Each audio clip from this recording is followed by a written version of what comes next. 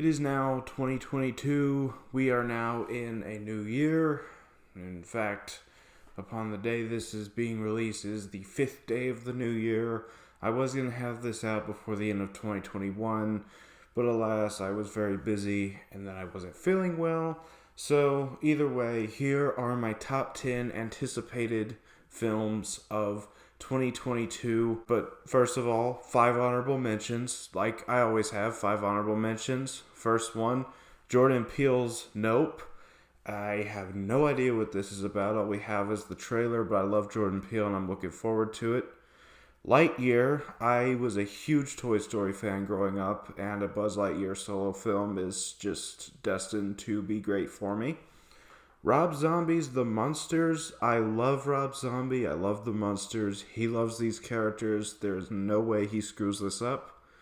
The Flash. Only an honorable mention because I have yet to get a full trailer for it. But Michael Keaton's coming back, and that is enough to get me excited. Killers of the Flower Moon. I love Martin Scorsese.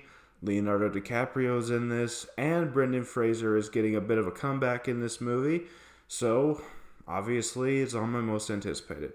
So those were the honorable mentions. Now on to the actual list. Starting at number 10, a movie that is a sequel to another movie that I was very surprised that I liked as much, Sonic the Hedgehog 2. I was not excited for the first Sonic the Hedgehog back in 2020. I thought it looked generic, boring, kind of dumb. And then I watched it and it was actually really, really good. Jim Carrey being the strongest point of this movie. I'm really excited for how they go with this movie. Idris Elba as Knuckles is an amazing casting. I'm really excited to see how they use him. So either way, it's at number 10. Number 9. Can we please just let this one release at this point? It's honestly embarrassing having this every single year, but Death on the Nile.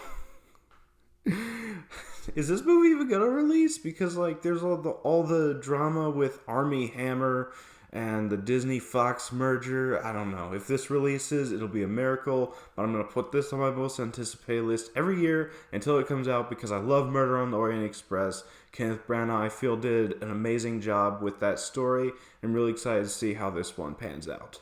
Number 8 is a bit of an oddball, something I was not expecting to include, but The Unbearable Weight of Massive Talent. I love Nick Cage and his whole whatever he's doing. Honestly, he's just existing in cinema at this point, and I kind of have to respect that because it's just something that not a lot of actors really do anymore. He just takes whatever he wants, and he's playing himself, literally playing himself in this movie, and it looks absolutely nuts. I'm really excited for it. Number 7 is a movie I didn't know about until a couple weeks ago, but Operation Fortune is a Guy Ritchie film starring Jason Statham. First of all, I love Guy Ritchie. The Gentleman was one of my favorite movies of 2020. Wrath of Man was also a really good 2021 film. Not top 10, mind you. That list will be out tomorrow, but stay tuned for that. But it was still a really good film. I love Jason Statham as an actor as well. And this movie just looks absolutely hilarious. Another return to form for Guy Ritchie, much like The Gentleman and Wrath of Man were. And it just looks really good. I'm excited for it. Number 6. This is a January movie. Hopefully it's good, but Scream 5. I'm not calling it Scream because there's already a movie called Scream. But I love the Scream franchise. I actually ranked all 4 of them back in 2020 in October. If you haven't seen that video, you can go check it out. I will re-rank all 5 of these once the 5th one is out and I've reviewed it. But either way, Scream is just a very, very good horror slasher franchise to me.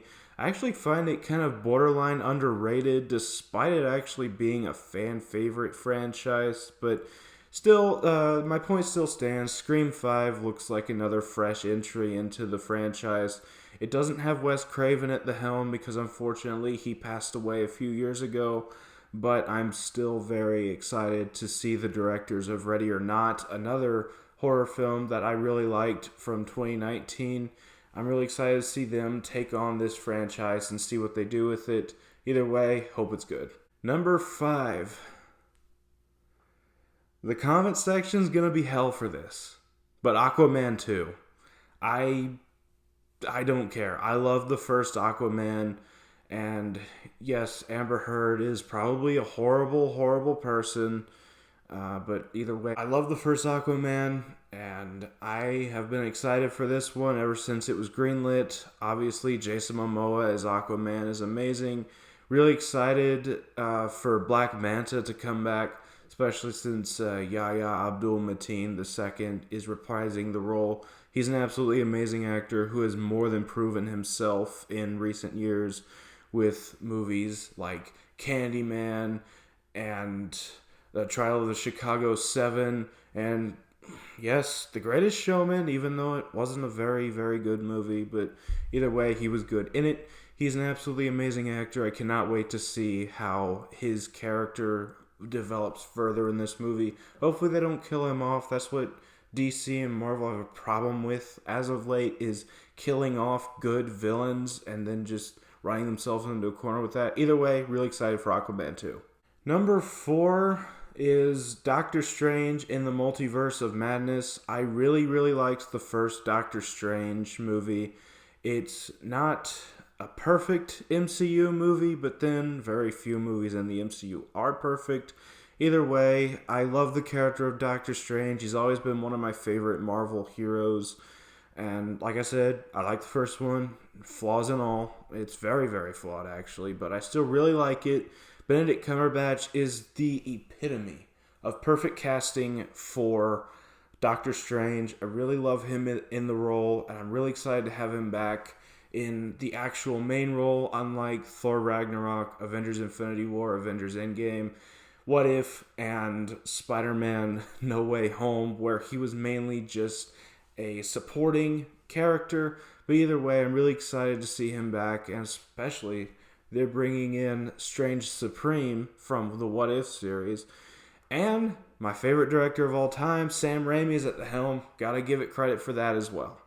Number 3 is going to probably make some other people mad, but Halloween Ends. I liked Halloween Kills last year. I have heard all the criticisms towards it. I can understand some of them, the other ones not so much, but I still really liked Halloween Kills. No one's going to convince me otherwise. I thought it was a very, very fun and brutal entry into the Halloween franchise. And I'm really excited to see how the franchise ends with this movie, or at least this chapter of the franchise. I don't know if we're going to get more Halloween after this, or what they're going to do, if they're going to do another 40-year later reboot, whatever they do. I'm really excited to see how this chapter closes in the Halloween saga, whether it's the final movie or not. Just bring it on. However, number 2, you thought Halloween Ends was going to be number 1, didn't you? Either way, no, it's not. There's 2 more movies I'm more excited for than Halloween Ends. And number 2 is going to be The Batman. And this is a very surprising entry to me, because Batman isn't like my all-time favorite DC character of all time. He's still up there, but not my all-time favorite. I really, really love the Tim Burton movies. Batman Forever and Batman and Robin are fun. And I don't mind the Dark Knight trilogy, but I don't see them as the pinnacle of comic book films like a lot of people do. Still really like them, don't misquote me on that. But this movie has really had my attention ever since it was announced, back when it was supposed to be a Ben Affleck solo movie. Sadly, Ben Affleck is no longer in the role, as much as I really like him as Batman. It's fine with me if he doesn't continue. He's 40 years old. He wants to do other things with his life, and I respect him for that. Matt Reeves is one of my favorite directors of all time, and the casting of Robert Pattinson as Batman, hear me out, even before the trailer or the set photos or the test footage even came out, I was excited for his portrayal of Batman, because I see him from more than just the Twilight movies. I've seen The Lighthouse. I've seen High Life. I've seen Good Time. I've seen him in a lot of stuff, and he's an amazing actor. I was on board 100% when he was first cast. I'm really excited to see what he brings to the role. In fact, this could very much be the best Batman movie of all time, surpassing even both Tim Burton movies for me.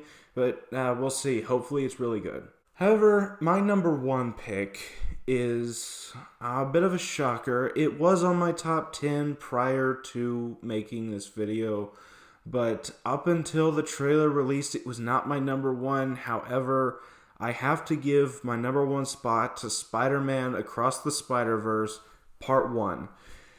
I loved Into the Spider-Verse. I still see it as the pinnacle of Spider-Man movie making. No Way Home's still my favorite live-action Spider-Man, even surpassing Spider-Man 2. But I feel like Into the Spider-Verse is just the perfect Spider-Man movie, live-action and animated combined. It's just an absolutely emotionally resonant movie. The animation is stunning. It's absolutely gorgeous. I just really liked it, and the trailer for this movie has me very, very impressed.